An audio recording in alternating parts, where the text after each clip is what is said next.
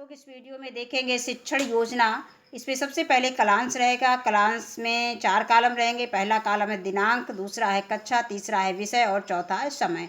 कक्षा 3, विषय हमारा परिवेश और समय 35 से 40 मिनट। पहली हेडिंग इसमें है लर्निंग आउटकम।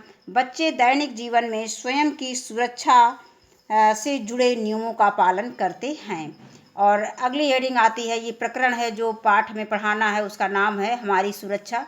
ये पाठ का नाम है जो क्लास में हमें पढ़ाना है। इसके बाद अगली हेडिंग तीसरी आती है कि सीखने सिखाने की सामग्री। इसमें पाठ पुस्तक हमारा परिवेश हमने लिया है पाठ्य सामग्री में। और भाई हम दीक्षा ऐप का प्रयोग के लिए मोबाइल का भी प्रयोग कर सकते हैं दीक्षा ऐप की सामग्री के प्रयोग के लिए। और चौथी हेडिंग आती है सीखने सिखाने की प्रक्रिया गतिविधियाँ।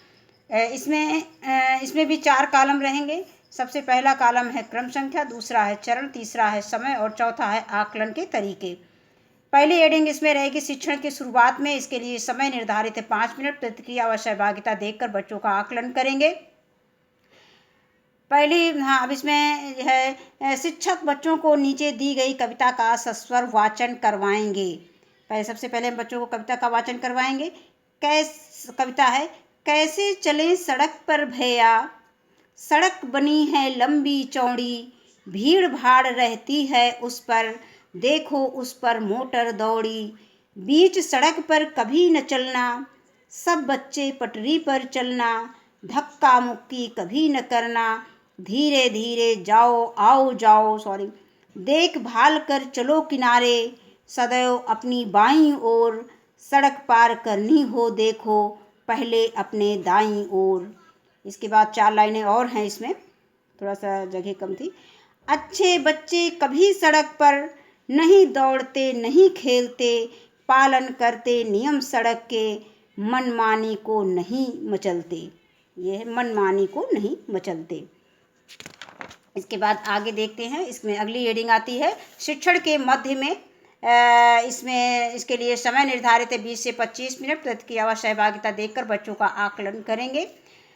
शिक्षक बच्चों को बताएंगे कि सड़क पर चलते समय हमें यातायात के नियमों का पालन करना चाहिए।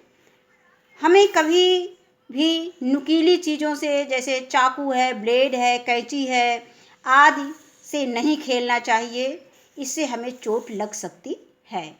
बच्चे खेल खेल में ब्लेड ले लेते हैं, चाकू ले लेते हैं या कैंची से कुछ काटने लगते हैं और उससे उनको चोट लग जाती है। तो ये हमको समझाना है कि ये वैसा बच्चों को नहीं करना चाहिए।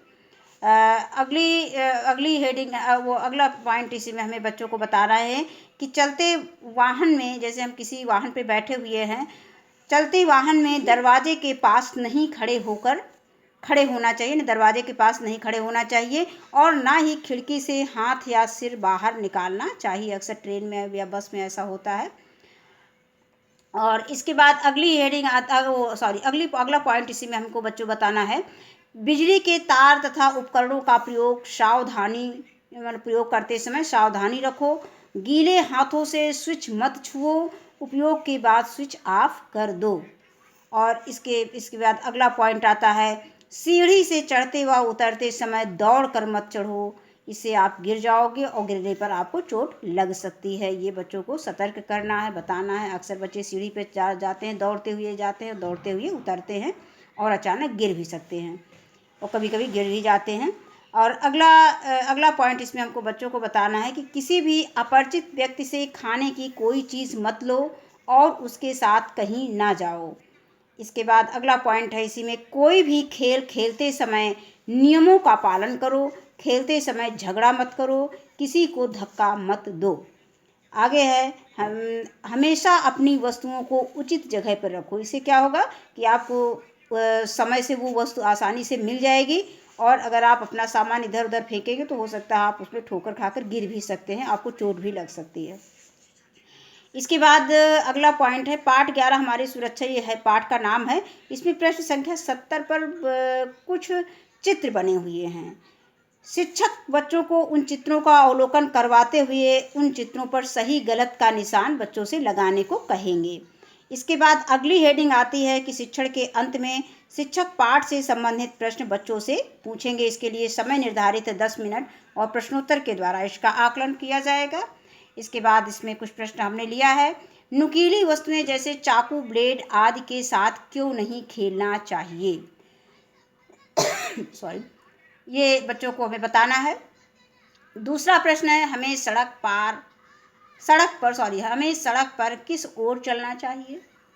सीढ़ी से चढ़ते व उतरते समय क्या ध्यान रखना चाहिए? चौथा प्रश्न हमने लिया है, हमें अपनी वस्तुओं को कहाँ रखना चाहिए? यानी हमने बताया है इसमें पाठ के बीच में कि हमें इसको अपने उचित स्थान पर रखना चाहिए, जो उसका एक स्थान बना हुआ है। और पांचवा प्रश्न हमने लिया है, खेलते समय हमें किन किन बातों का ध्यान रखना चाहिए? ये इसका भी हमने डिस्कशन उसमें किया है शिक्षण के समय। आगे उपयुक्त प्रश्नों का उत्तर प्राप्त करने में शिक्षक कक्षा के सभी बच्चों का सहयोग लेंगे। इसके बाद अगली हेडिंग आती है प्रदत्त कार्य गृह कार्य असाइनमेंट। इसके लिए समय निर्धारित है 5 मिनट। शिक्षक बच्चों को अभ्यास प्रश्न पृष्ठ संख्या 71 पर प्रश्न संख्या 2 घर से करके लाने को कहेंगे। इसके बाद आगे आता है शिक्षक की आगामी कार्य योजना। ये अंतिम हेडिंग है। कक्षा शिक्षण के दौरान बच्चों के आकलन व फीडबैक में आई कठिनाइयों को ध्यान में रखकर शिक्षक आगामी कार्य योजना का निर्माण करेंगे। धन्यवाद।